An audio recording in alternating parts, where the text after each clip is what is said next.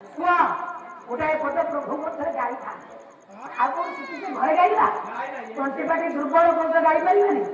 ଏ ପୁଅ କେମିତି ନିରାଖେଳା କରୁଛନ୍ତି 12 ମାସରେ ବାଳ ପ୍ରକ୍ରିୟାରେ ଏଇଆ କରୁଛନ୍ତି ଟିକେ ମନ କରିଦେଇ ତେଣୁ ଆମ ପାଲା ମାନ ଭଜନ ପାଲା ନୁହଁ। ଏ ପୁଅ ପ୍ରଥମେ କାବ୍ୟ କରିଛି ପାଲାର ମୌଳିକତା ଆଗେ ଶିବ ତାଣ୍ଡବ ହୋଇଛି ବର୍ତ୍ତମାନ 12 ମାସୀ ଗୀତ ହବ। ଧୂପା ସଙ୍ଗୀତ ବି ଯାଇଛି ମୋ ବାପା ବସିଥିଲେ ଧୂପା ସଙ୍ଗୀତ ଗାଇଛି ଶିବ ତାଣ୍ଡବ କରିଛି କାବ୍ୟ କରିଛି ଆଜି ଆସିବ ଆଜ୍ଞା 12 ମାସୀ ଗୀତ 12ଟା ଯାକ ପଦ ଆଜ୍ଞା ଗାଇବେ। ମୋ ଭଉଣୀ ଟିକେ ଶୁଣ 12 ପଦ ଯାକ ଏକାବେଳେ ଗାଇବ ଭାରତୀ ପାଇଁ। ତାପରେ ଆଉ ଗୋଟାଏ ରହିଲା ପାଲାର ମୌଳିକତା ନଦିଆ ଦ୍ୱିତୀୟ ଥାକରେ ନଦିଆ କରିଲେ ଘରେ ମୁଁ କାଲି କରିବି।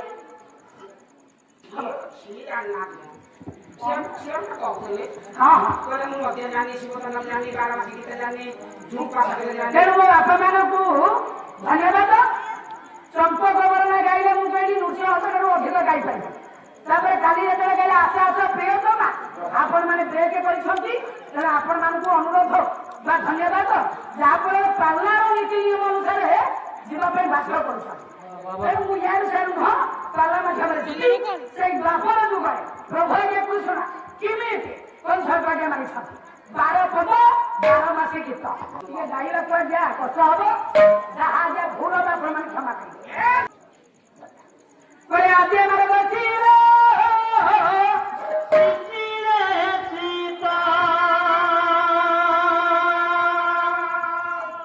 ଶ୍ରୀକୃଷ୍ଣ ଜାଣନ୍ତି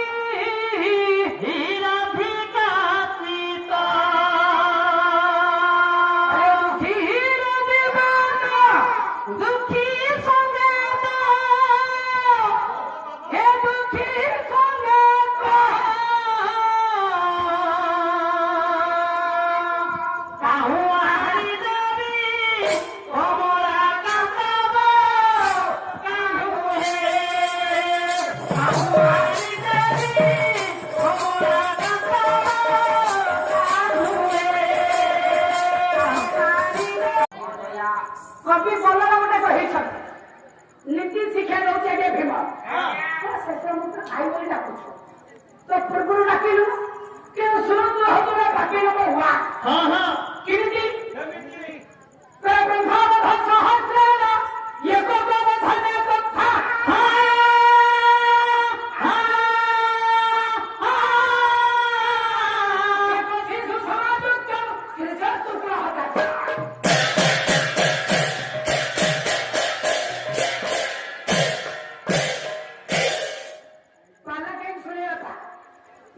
ନୀତି ଶିକ୍ଷା ଭୀମ କହିଲେ ଶୁଣ ଦୁର୍ଯ୍ୟୋଧନ ବ୍ରହ୍ମମୂଳ ସହସ୍ର ଏକ ଗୋବଧରେ କଥା ବାପା 100ଟା ବ୍ରାହ୍ମଣକୁ ମାରିବା ଯେତିକି ପାପ ଗୋଟାଏ ଗୋ ମାତାକୁ ମାରିବା ସେତିକି ପାପ ଗୋଟାଏ ଗୋ ମାତାକୁ ମାରିବା ଯେତିକି ପାପ ଗୋଟାଏ ଶିଶୁ ସନ୍ତାନକୁ ମାରିବା ସେତିକି ପାପ ଗୋଟାଏ ଶିଶୁ ସନ୍ତାନକୁ ମାରିବା ସେତିକି ପାପ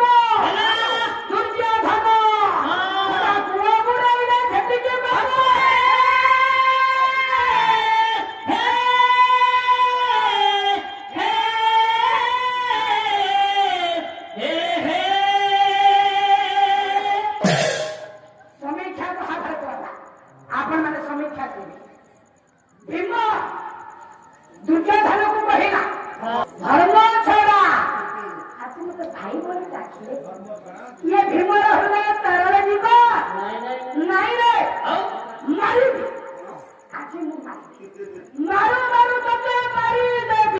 ଦୁର୍ଯ୍ୟୋଧନ କହିଲା ସଂସାରିକ ସମସ୍ତଙ୍କୁ ବୁଝେଇଦେଲା କର୍କଟ ଦେଖିଲା ନର ମାନେ ନିଆଁ ଜାଳି ଶୀତରୁ ରକ୍ଷା ପାଉଛନ୍ତି ପତ୍ର ପକେଇକି ନାକରେ ଦେବେ ଥରକ ପରେ ଥରେ ଫୁଙ୍କିବେ ତାକୁ ଦେଖାଗଲା ଉଠାଇ ଅରଣ୍ୟରେ ପୁରା ନିଆଁ ନର ମାନେ ଜାଣିଛି ପଥରକୁ ପଥର ଘଷିଲେ ତତେ ନିଆଁ ବାହାରି ଟେଣ୍ଟାଇ ପକ୍ଷୀ ମୁହା ପକ୍ଷୀ ଇଏ ମର୍କଟ କାନ ପାଖରେ କହୁଛି ଆରେ ଏଇଟା କଣ ଅଗ୍ନି ଯେ ତମେ ଫୁଙ୍କୁଛ ଅଗ୍ନି ଲାଗିବ ସେ ବାପା କଣ ନା ଜୁଳିଆ ମୂର୍ଖ କଥା ଆଜ୍ଞା କରିଛି ଇଏ ନ ଜାଣିକି ଥରକ ପରେ ଥରେ ଫୁଙ୍କି ଚାଲିଛନ୍ତି ଟେଣ୍ଟାଇ ପକ୍ଷୀ ଦୟାବଶତଃ କାନ ପଟେ ଘର ବନେଇ କହୁଛି କହିଲେ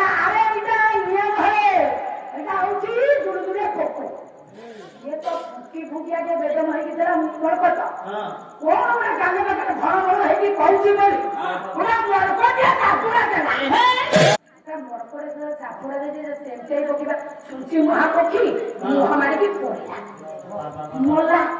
ତ କହିବା କଥା ସେ ଆସିଥିଲେ କାହିଁକି? ମାଙ୍କଡକୁ ବୁଝେଇବାକୁ ଯେ ଇଏ ଦୁରୁଦୁରିଆ ପୋକ, ଇଏ ଅଗ୍ନି ନୁହଁ। କିନ୍ତୁ ବର୍ତ୍ତମାନ ବୁଝେଇଲା ତ ଯେମିତି ଇଏ ହଉଛି ଗୋଟେ ମହାମୂର୍ଖ। ସମସ୍ତଙ୍କୁ ବୁଝେଇଦେବା ଏ ଭୀମ ମହାମୂର୍ଖକୁ ତତେ ବୁଝେଇ ହବନି ରେ। ଆରେ ମୁଁ ଭାଇ ବୋଲି ଡାକୁଛି, ତୋର ମୁଁ ଭାଇ। ତୁ ଯଦି ବୁଝେଇଥାନ୍ତୁ ବାସ୍ତବରେ ଭାଇ ଭାଇ ମଧ୍ୟରେ ପ୍ରେମ ସମ୍ପର୍କ, ତାହେଲେ ତୁ ଗଲା ଜୀବନ ମାରନ୍ତୁ ମାର ହାତ ପଡ଼ି ଯାଉଛି ରେ।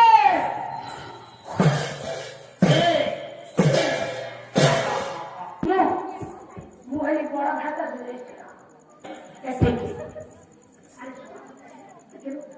ଯୋଉ ଭାଇ ବୋଲି ଡାକୁଛି ତା ମୁଖରେ ଯୋଉ ଭାଇ ଶବ୍ଦ ତୋ ମନ ଟିକେ ତରଳୁନି? ତରଳୁଛି ନା ନାଇଁ କହ? କଣ ନା ନା କାହିଁକି? ଆରେ ମନେ ପଡି ଯାଉଛି ଲଢୁରେ ବିଷ ଦେଇ କେହି ମାରିଛି। ଏଇ ଆଜ୍ଞା ଦୁର୍ଯ୍ୟୋଧନ ଭୀମକୁ ଲଢୁରେ ବିଷ ଦେଇଛି, ପାଣ୍ଡବମାନଙ୍କୁ ବହୁତ ଆଗେ କଷ୍ଟ ଦେଇଛି। ଭୀମର ମନେ ପଡିଗଲା, ଭାଇ ଆଜି ମତେ ରୋକୁଛନ୍ତି, ମୁଁ ଭାଇ ଘରକୁ ମାରିଦେବି। ଆପଣ କଣ ଭାବେ ଆମେ ପସନ୍ଦ ନାହିଁ? ତମେ ଜାଣିଛ ଭାଇ ୟା ମନ ଭିତରେ ବହୁତ କୋଟା ଅଛି। ଏ ଉପର ମନରେ ଖାଲି ଭାଇ ଡାକୁଛି। ତୁ ତ ବହୁତ ବୁଝେଇ ଯାଉଛୁ ଆଉ। ସେଇ ସମୟରେ ଭୀମକୁ ଆଗେ ବୁଝେଇ ବଡ ଭାତ ଯୁଧିଷ୍ଠିର କହିଲେ, ଠିକ ଅଛି ସେ ଅଭିନୟ କରୁ, କିନ୍ତୁ ମୁଖରେ ତୁ ଭାଇ ବୋଲି ଡାକୁଛି ନା ନାଇଁ? ଅଭିନୟ ହେଲେ ମୁଖରେ ଭାଇ ବୋଲି ଡାକୁଛି। ବର୍ତ୍ତମାନ ମୁଁ ଭାଇ ଶବ୍ଦରେ ସନ୍ତୁଷ୍ଟ, ଭାଇ ଶବ୍ଦରେ ସନ୍ତୁଷ୍ଟ।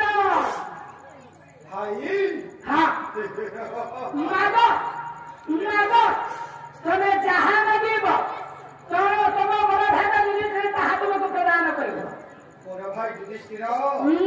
ମୁଁ ଯାହା ମାଗିବି ଆପଣ ଦେବେ। ଆଜି ଦୁର୍ଯ୍ୟୋଧନ ଜାଣିତା ଭାଙ୍ଗି ଯାଇଛି, আমার ঘামালি মায়ামକୁ ତ আমি পেয়েছি ভাই। আচ্ছা এই ସମୟରେ ମୁଁ ଯାହା ମାଗି ଆପଣ ଦେବେ ନିଶ୍ଚୟ।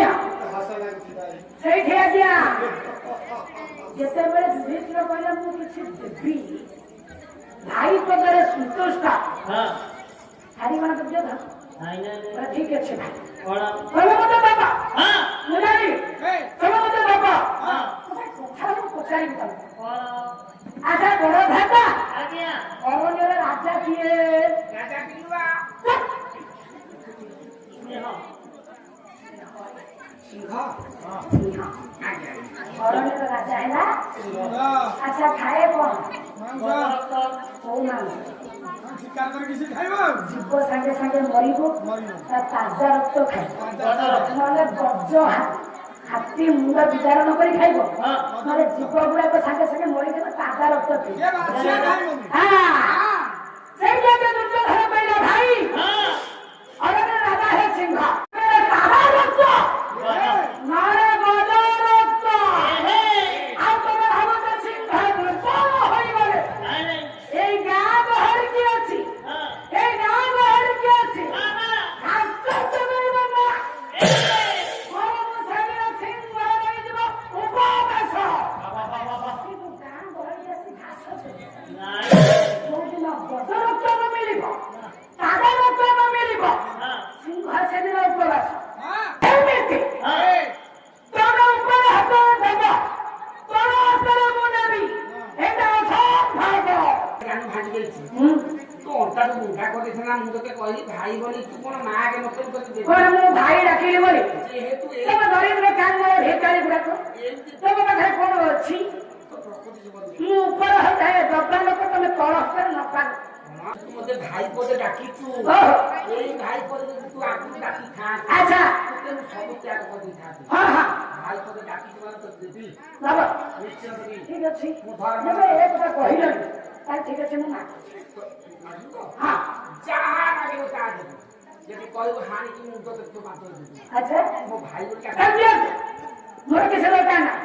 ଶିଖିତୁଳିଆ କାଇଁଚ ମାରିଆ ନବଘନ ନାଗର ଗୋଳା କଢେଇ ପ୍ରଭୁଙ୍କର ପାଦ ଦର୍ଶନ। ନନସେନ୍ସ ଖେଚେଡ଼ି ଫଙ୍କସନରେ ତୁ ଆରେ ମୁଁ ତ ଜାଣିଛି ଇଏ କଣ ଦେଇପାରିବେ? ବାହାଦୁର ଲୋକ ଗୁଡାକ ନା ଏ କୃଷ୍ଣ କୋଉଠି ତମେ କୋଉଠି ଡାକିବ ପ୍ରଭୁ ଆସିବେ ଭଗବାନଙ୍କ ପରିବାର କିଏ ମୁଦିଆ ବାଲି ପ୍ରଣାମ କରିବୁ କୃଷ୍ଣକୁ ତୁ ଅପମାନ ଦେଇଛୁ ତମର କଣ କହୁଛ ବର୍ତ୍ତମାନ ମୋର ଗୁରୁ ଭଗବାନ ଅଛି ଦାନ ଭଗବାନ ଅଛି ଜୀବନ ପ୍ରଦୀପ ମୋର କିଛି ସମୟ ବାକି ମୁଁ ଚାହୁଁଛି ପ୍ରଭୁଙ୍କ ପାଦ ଦର୍ଶନ କରେଇ ପାରିବ ମୁଁ ଜାଣିଛି ଭାଇ କହିଲେ ବୋଲେ ମହାମାନି କୁରୁ ମୁକୁଟ बोले महामानी गुरु मुकुट ତୁମେ ତାଙ୍କ କଥା सुप्रेमी अपने संग बसत ପରେ ପିନ୍ଧି ଭାବି ଦୟ ମୁକୁଟ बड़े पिंधी कवि जय मुकुट ପରେ ସାହାକୁ ଭକ୍ତେ ନନ୍ଦ ଜାତ बहे नंद तट ପାଣି କଥା ଯେ ମୋର ହବେ धनी कला के मोरे धनी कला दे मोरे धनी कला दे मोरे ହାତେ ଦୋରେ ଥରେ ଡାକି ଆଣନ୍ତେ ସେହି ମୋର କଥା ଶେଷ ସମୟ କେବଳ କହିଲେ ବୋଲି ମୁଁ କହୁଛି ଡାକିବ ନା ଡାକିବନି ଡାକିବି ଯେ ଗୋଟେ କଥା କହିସାରିଲା ପରେ ଡାକିବି ହଁ ଚାଣକ୍ୟ ନୀତି ଶ୍ଲୋକରେ କହିଛନ୍ତି ବାପା कौन ଯୁଧିଷ୍ଠିର ଦୁର୍ଯ୍ୟୋଧନ କହିଲେ ଯେତେବେଳେ ପ୍ରଭୁଙ୍କ ପଦଦର୍ଶନ କରିବା ପାଇଁ ଚାହିଁଲା ସେଇଠି ଆଜ୍ଞା ଦୁର୍ଯ୍ୟୋଧନକୁ ଯୁଧିଷ୍ଠିର କହିଲେ କହିଲେ ଚାଣକ୍ୟ ଗୋଟେ ନୀତି ଶ୍ଲୋକରେ କହିଛନ୍ତି ଦୁର୍ଯ୍ୟୋଧନ କଣ କହିଲା କହିଲେ ବେଶିଆ ପ୍ରଧା ପ୍ରଭାବ କପାଳରେ ଚିତ୍ରାରୁଦ୍ରାକ୍ଷ ଚलो ଦ୍ୱାରା ପାରେଶ୍ୱର ଭାରମାନେ ଗୀତା ପାଠ ପାଠ କିଏ କହିଲେ ଏ ଚୋର हां ବୁଢା ହୋଇଗଲେ हां ଆଉ ଚୋରି କରିପାରିବନି ବଡ ବୟସ ପାଇବନି ତେଣୁ ସେ ଗୀତା ପାଠ ଆଲୋଚନା କରେ जय ବେଶିଆ ଯେତେବେଳେ ଜବାନୀ କହିଲେ ଏ ସୁନ୍ଦର ଚାଲିଯିବ हां ତାର ବେପାର ଚାଲିବନି ସେବେଳେ ନାରୀ ଜପିବ ନାରୀ ଆଉ କେହି ଗୋରାକୁ ଆସିନାହାନ୍ତି ରେ ହରେ କୃଷ୍ଣ ହରେ ତେଣୁ କୃଷ୍ଣ ସେଇମିତି ଦିନେ କାଳେ ଭଗବାନଙ୍କୁ ଭଲ ପାରୁନା ना ଦୁର୍ଯ୍ୟୋଧନ ହଁ ଆଜି କହୁଛୁ ପ୍ରଭୁଙ୍କର ପାଦ ଦର୍ଶନ କିଏ ପାଦକୁ ଦେଖେଇ ପାରିବୁ ଠିକ ଅଛି କୃଷ୍ଣଙ୍କର ନିଶ୍ଚୟ ଭାଇ ଅପେକ୍ଷା କର ଏ ଭାଇ ବୋलो ଭାଇ ବେ ଯଦି ତମେ ଦବ କହୁଛ ପାଣ୍ଡବ ହଁ। ତମେ ଏ ଦିଆ ହଁ ତମେ ଦାଣ୍ଡର ଭିକାରୀ ତମ କତିରେ କିଛି ନାହିଁ ମାଗିଥର ମୋତେ ପାଞ୍ଚ ବଡ଼ ବଡ଼ ଗାବି ଦୁର୍ଯ୍ୟୋଧନ रागी दुर्योधन କହିଲା ଭିକାରେ कोइला भिखारी ରାମଠୁ ଅଧିକ ଦାଣ୍ଡର ଭିକାରୀ ରାଜ ଛୁଆ ଦାଣ୍ଡର ଭିକାରୀ କଣ ତମ ମାନଙ୍କ ପାଖରେ ଅଛି ଉପର ହସ୍ତରେ ତମେ ଦବ ମୁଁ ତଳ ହାତରେ ନେବି କଣ ଅଛି ମତେ ଚାଣକ୍ୟ ନୀତି ଶିକ୍ଷା ଦେଖାଉଛ ଦରିଦ୍ର କାଙ୍ଗାଳ ତୁମେ अरे दोरी प्रकार तुम्हें ମୁଁ ଜାଣୁ ପଛାତି मुझे प्रसादी ଆହୁତି ସଖୀ କର